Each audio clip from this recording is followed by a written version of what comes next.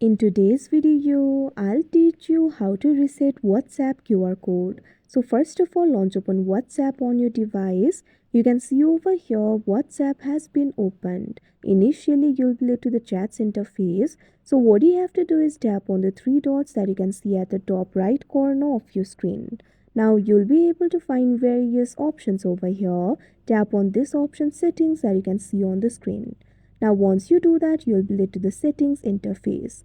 At top, you'll be able to see your name over here. Right next to it, you can see the QR code icon. So what you have to do is tap on it. Now once you do that, you'll be able to see the QR code over here. If you want to reset it, tap on the three dots that you can see at the top right corner of your screen. Now tap on this option, reset QR code. Now this kind of pop-up will appear. Tap on this option, reset, that you can see on the screen.